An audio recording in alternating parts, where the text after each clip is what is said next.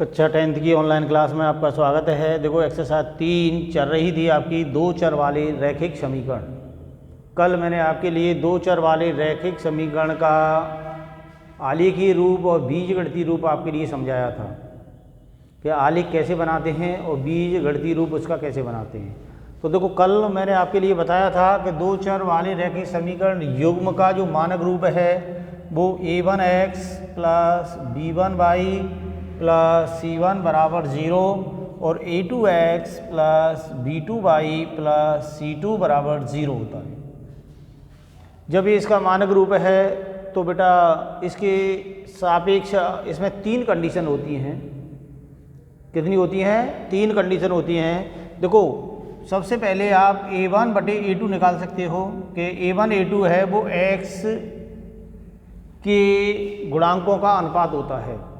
फिर b1 बटे b2 निकाल सकते हो आप और फिर c1 बटे c2 निकाल सकते हो आप। पहले तो ये तीनों मान आपको निकालने हैं और इनके लिए फिर तीन प्रतिबंध हैं। इनके लिए क्या है?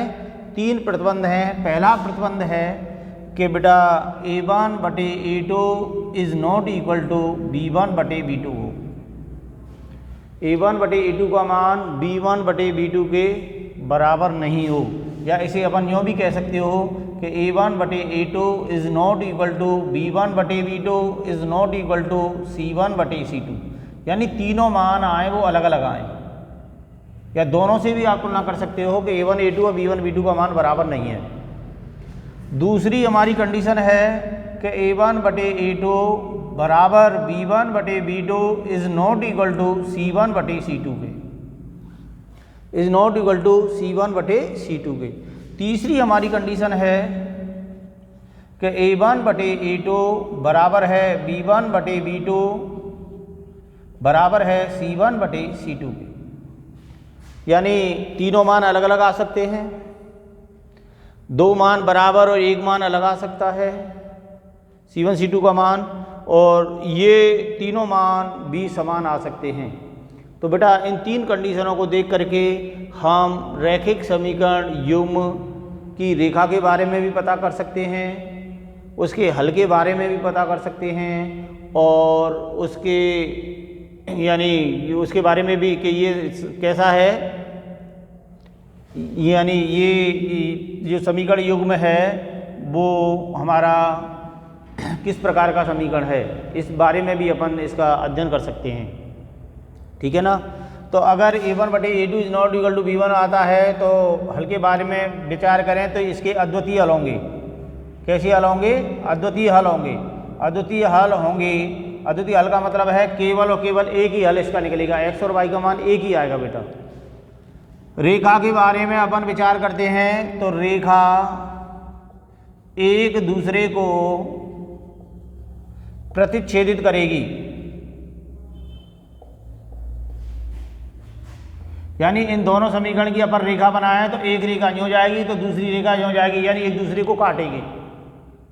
संगत और असंगत के बारे में भी विचार करें तो देखो बेटा जो समीकरण युग्म होगा, समीकरण युग्म होगा वो संगत होगा। अगर देखो ये दोनों चिन्ह हैं एक जैसे आते हैं तो समझ लेना है कि हमारा समीकरण युग्म संगत है, और अगर ये दोनों चिन्ह भिन्न भिन्न आते हैं, अलग अलग आते हैं, तो समझ लेना है कि समीकरण युग्म असंगत है।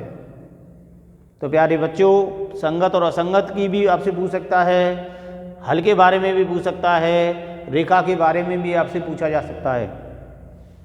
दूसरा हमारी कंडीशन ये है, अगर इस वाली कंडीशन को हमारा समीकरण युग्म फॉलो कर रहा है तो समझ लेंगे हल के बारे में अपन विचार करें तो इसका कोई हल नहीं होता है बेटा, इसका कोई हल नहीं होता, यानी इस वाले समीकरण का कोई भी हल नहीं होता है अगर ये वाली कंडीशन फॉलो हो रही है। तो रेखा के बारे में विचार करें तो रेखा समांतर होती हैं। कैसी होती हैं? समांतर होती हैं। समांतर का मतलब है एक रेखा यूँ जाएगी तो दूसरी रेखा यूँ जाएगी, एक दूसरे को प्रच्छेदित नहीं करेगी कभी भी। संगत और असंगत के बारे में अपन विचार करें तो देखो बेटा दोनों चिन्ह अलग अलग हैं, तो स्वाभाविक है कि समीकरण युग्म कैसा होगा? असंगत होगा। समीकरण युग्म असंगत होगा। समीकरण युग्म कैसा होगा? असंगत होगा। इस वाले पर अपन विचार करें, अगर इस वाले समीकरण को कर रहा है कि तीनों मान इसके बराबर निकल रहे हैं, तो बेटा इसके अपरिमित रूप से अनेक हल होंगे। इसके अपरिमित रूप से अनेक हल होंगे, ठीक है ना। अगर सेकंड पर यानी इसके रेखा पर विचार किया जाए तो रेखा संपाती होती हैं, संपाती होती हैं। संपाती का मतलब समझ गए? मान लो एक रेखा ये है तो दूसरी रेखा भी इसी रेखा के ऊपर यूं आएगी,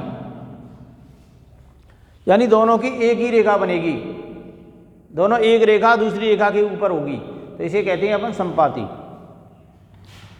तीसरे संगत और असंगत के बारे में विचार करें, देखो दोनों चिन्ह एक जैसे हैं, तो समीकरण युग्म कैसा होगा? समीकरण युग्म कैसा होगा बेटा? संगत होगा। तो प्यारे विद्यार्थियों, तो हल करने से पहले आप उनके हल के बारे में भी विचार कर सकते हो, हल के बारे में भी निकाल सकते हो, हल के बारे में भी ज्ञान कर सकते हो कि इसके हल कैसे आएंगे, अद्वितीय आएंगे या इसका कोई हल नहीं होगा या इसके अपरिमित रूप से अनेक हल होंगे। तो देखो हर कंडीशन में आपको ये देखना है कि अगर इसके कोई हल नहीं आ रहा है या इसके अपरिमित रूप से अनेक हल आ रहे हैं, तो आपको हल करने की कोई भी आवश्यकता नहीं है। केवल और केवल अद्वितीय हल आता है तभी अपन निकालते हैं, अन्यथा पहले ही कंडीशन पे कह देते हैं कि भैया इसका कोई हल नहीं है तो क्यों निकालें, या इसके अपरिमित रूप से अनेक हल आ रहे हैं तो निकालने की क्या आवश्यकता है। किसी हल को भी कर दो, किसी का भी मान निकाल दो, दूसरा मान अपने आप ही निकल के आ जाएगा। तो प्यारे विद्यार्थियों, करने से पहले आप पहले ये देख लिया करो कि इसके अद्वितीय हल हैं या नहीं हैं, ठीक है ना। तो इसका 6 नंबर का तो यानी क्वेश्चन आएगा आपके लिए ग्राफ का, तो 6 नंबर का ग्राफ आएगा। तो एक बार और मैं ग्राफ आपके लिए समझा देता हूँ कि अगर आपके लिए रैखिक समीकरण भाषा संबंधी दे रखा है, तो कल मैंने जो बताया था आपके लिए, तो उसके हिसाब से आपको पहले आपका रैखिक समीकरण बनाना है और फिर उसके हल निकालने हैं, ठीक है। हल निकालने के बाद उसका आलेख बना देना है। आलेख एक दूसरे को प्रच्छेदित करता है, क्या करता है? प्रच्छेदित करता है। तो उस प्रच्छेदन बिंदु से x अक्ष और y अक्ष पर लंब डाल देते हैं। जो लंब x और y अक्ष को जिस बिंदु पर प्रच्छेदित करते हैं, जिस बिंदु पर काटते हैं, वही आपके x और y के मान होते हैं, वही समीकरण का हल होता है, ठीक है। जैसे आपके लिए दे दिया जाए कि भैया x + 2y = 5 और एक दे दिया जाए x - y = 7। इस समीकरण के आप हल ज्ञात कीजिए, इस समीकरण के आप हल ज्ञात कीजिए, इस समीकरण के हल क्या होंगे, ठीक है ना। तो इस समीकरण के अपन हल निकालेंगे, या 15 कर देता हूँ। हल निकालेंगे तो आप कैसे निकालेंगे कि देखो बेटा, ये समीकरण नंबर 1 मान लेंगे और इसको समीकरण नंबर 2 मान लेंगे। क्या मानेंगे? एक तो मानेंगे 1 और दूसरा मानेंगे 2। तो यहाँ सबसे पहले अपन लिखेंगे समीकरण 1 से, समीकरण 1 से, समीकरण 1 से अपन करेंगे। तो देखो बेटा, ये x है और ये y है, तो x + 2y = 15 रखेंगे और इसका पक्षांतरण कर देंगे। पक्षांतरण करने पर और x का मान अपन निकाल देंगे, तो 15 - 2y के बराबर आएगा। ध्यान रखना है कि जब अपन को आलेख करना है तो एक चर को तो अपन लेफ्ट में रखेंगे, LHS में रखेंगे, और शेष को राइट यानी RHS में ले जाएंगे, राइट यानी दाएं पक्ष में ले जाएंगे, राइट हैंड साइड में ले जाएंगे। और अगर ये भी आपको ध्यान रखना है कि जिस चर का गुणांक छोटा हो, वैसे कर तो किसी को भी सकते हो, लेकिन ये हमारी आवश्यकता होती है, आपको वही मानना है कि जिस चर का गुणांक छोटा हो और धनात्मक हो, उस चर को ही आपको लेफ्ट में मानना है, LHS में मानना है। तो देखो, इसका गुणांक कम है, इसका ज़्यादा है, इसलिए मैंने लेफ्ट में इसको रखा है और इस वाले को पक्षांतर करके इधर रख दिया है। अब y के मान, ये वाला मान होता है जो राइट हैंड में जाता है, वो स्वैच्छिक होता है। कैसा होता है? स्वैच्छिक होता है। अपनी इच्छा से उसका मान कुछ भी आप रख सकते हो।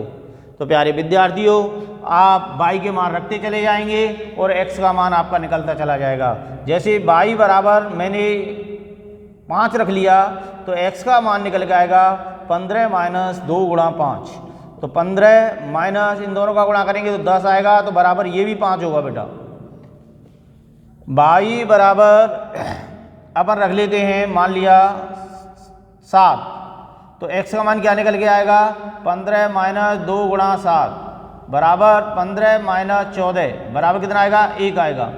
ऐसे ही y का मान अपन 8 भी रख सकते हो, तो x का मान जो निकल के आएगा 15 माइनस 2 गुणा 8 बराबर 15 माइनस 8 दूना 16 बराबर -1। अब समीकरण 1 के लिए अपन तालिका बना देते हैं कि समीकरण 1 के लिए सारणी, तो सारणी बनेगी इस टाइप से। अपन सारणी बना देते हैं। तो देखो ये x का मान होता है और नीचे y का मान होता है। y का मान 5 है तो x का मान 5 निकल रहा है, y का मान 7 है तो 7 वाले में रखेंगे, x का मान 1 आ रहा है, y का मान 1 है तो ये -1 आ रहा है। इसी प्रकार समीकरण 2 के लिए भी अपन मान निकाल सकते हैं। समीकरण 2 से x माइनस वाई बराबर 7 आ रहा है, इसका भी अपन पक्षांतरण कर दें तो x बराबर 7 प्लस वाई आएगा। कितना आएगा 7 प्लस वाई। यहाँ भी y के मान आपको पुट करने हैं और x का मान निकालना है। जैसे y बराबर मैं 0 रख देता हूँ तो x का मान 7 प्लस 0 बराबर कितना आएगा बेटा 7 ही आएगा। y बराबर यहाँ 1 रख देता हूँ तो x बराबर 7 प्लस 1 बराबर आएगा 8 के। y बराबर यहाँ अपन 2 रख देते हैं तो x का मान आएगा 7 प्लस 2 बराबर 9 के। इसके लिए अपन एक तालिका बना देते हैं। देखो बेटा ये हमारा x का मान होता है, ये y का मान होता है। 3 मान हमने निकाल दिए। y का मान 0 आ रहा है तो x का मान 7 आ रहा है, y का मान 1 आ रहा है तो इसका मान 8 आ रहा है, y का मान 2 आ रहा है तो इसका मान 9 आ रहा है। ये तो होता है इसका बीजगणितीय रूप। क्या होता है बेटा बीजगणितीय रूप। ये आलेखी रूप में चलेगा, सॉरी बीजगणितीय रूप में तो केवल समीकरण बनाना होता है हमारा। और फिर इसका अपन आलेख बनाते हैं, ग्राफ बनाते हैं। तो देखो इस टाइप से बनाएंगे। ये x है, ये x डैश है, ये y है और ये y डैश है। ये मूल बिंदु होता है और यहाँ से 1 2 3 4 5 6 7 8 ये मान होते हैं हमारे x के मान होते हैं। किसके मान होते हैं x के मान होते हैं बेटा। 9 है, इधर -1 -2 -3 -4 है, ऊपर 1 2 3 4 5, इधर -1 -2 -3 -4 -5। ठीक है ना। अब सबसे पहले फर्स्ट तालिका को अपन लेकर के चलते हैं। फर्स्ट तालिका को लेके चलते हैं और इसके यानी अपन दोनों आलेखों को बना सकते हैं। और इसी के साथ में कल अपन